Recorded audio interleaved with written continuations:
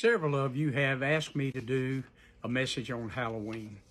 So before I get started, what I would like to say, there are some things involved in Halloween, such as black magic, witchcraft, voodoo, astrology, prayers for the dead, divination, fortune telling, evil spirits, fear, mythology, the occult. What can I say? It's darkness. It's evil. And so many Christians are attached to the dark side rather than the light side of God. He's translated us from darkness into the kingdom of light of his dear Son. But for some reason, people are drawn to the dark side, and it's because of that Adamic nature that's in everybody. And I understand that. However, there are some things, even religious circles and denominations and people that have venerated Halloween, the hallowed eve and the day of Halloween actually. And the word hallow means to sanctify or rever or lift up that particular day. And so it's hallowed, it's holy to them. But I will tell you this, that every day is the day of the Lord, including Halloween. And we'll get back to that in just a minute. What are some of the things that are done on Halloween? Let's rehearse some of those. For instance, I talked about the things of darkness already. Halloween involves little kids going out trick-or-treating. And I remember going out trick-or-treating myself, and I didn't know anything. But I knew if somebody didn't give me a treat, I was going to do something to their house, like roll it maybe. You know, it's something we did. We would stand on each side of the road and pull a fake road, and cars would run all over the road trying to get out of the way and stop, keep from running over us and almost running a ditch. We pulled tricks on people. And little kids understand that. Nobody had to tell them. It's just when you use the word trick along with treat, they immediately assume in their mind, hey, you don't give me a treat, I'm going to give you a trick. And they do, and they're smart like that. It's the dark side that's coming out, even of the little children. It came from the Scots and the Celts, and it's traveled all the way from overseas, all the way to over here, and it's gone even the Puritans, tried to do away with it, didn't do away with it. The people in the United States going back and forth, whether or not it's a holy day or, you know, whether it is a day to have fun. And I enjoy having fun. In fact, I'm joyful every day. But think about some of the things, other things they do. Do you know it's an All Souls Day? And who are the souls? The ones that are departed, the martyrs so-called. And they go in and venerate these people. Not only that, they go to graveside and they put food out for the departed souls. So when they come floating back in, they'll have something to eat. They'll pour milk on the grave. They don't want them to go thirsty. Now think about that just for a minute. And so some bum comes walking along and he sees food on these graves, and man, he thinks he's hit a gold mine.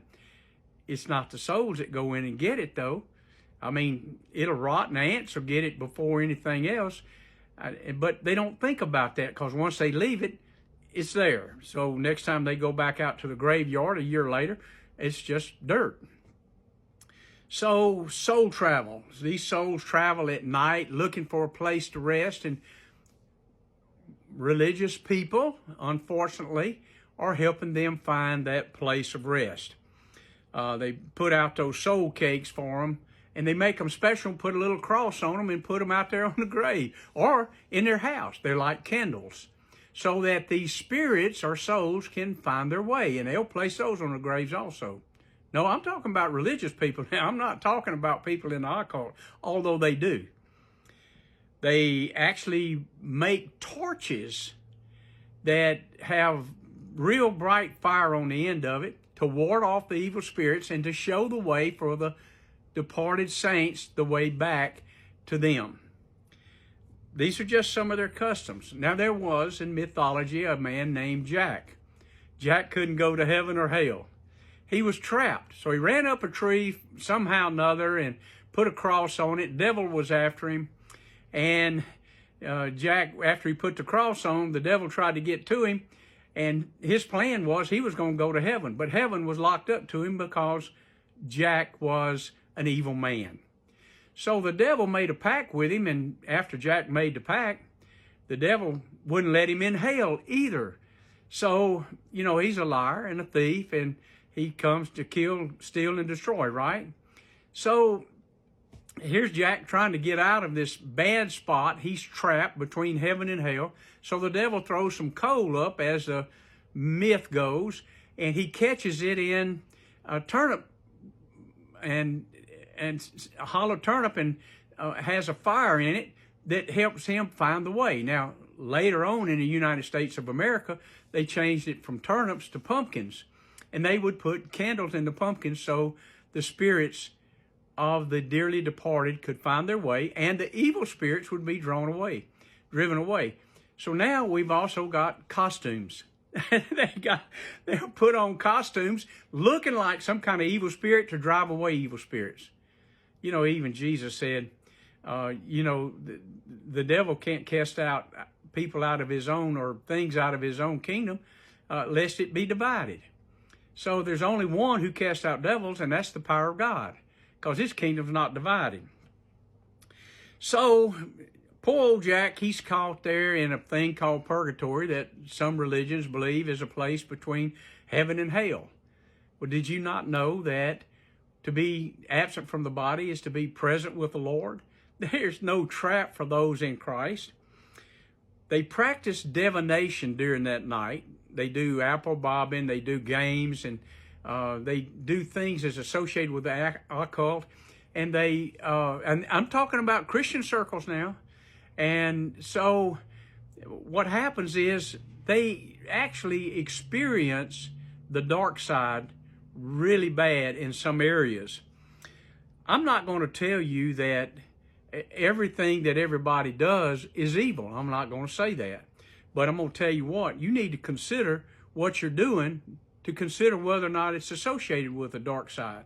They go in and do fortune telling as one of the things that they used to do so that they could tell this man or woman who they were going to get married to sometime in the future, as if they had some kind of power or source from God to be able to do that.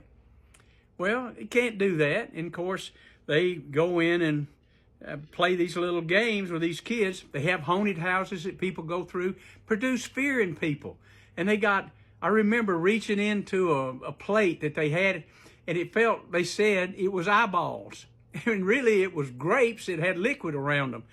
And it scared me when I was a little kid. I went, oh no, whose eyeballs are those? So what happens is they create all of that anxiety in people and all that fear. Perfect love casts out all fear. I don't want to be associated with the dark side. Can children have fun and games? Yes. It needs to be highly regulated. They can do it at home. It can be done on that day. Like I said, every day is the day of the Lord. Let us rejoice and be glad in it. But watch the dark side. Don't let it touch your clothes. I love you guys. God bless you, and go in peace. Bye.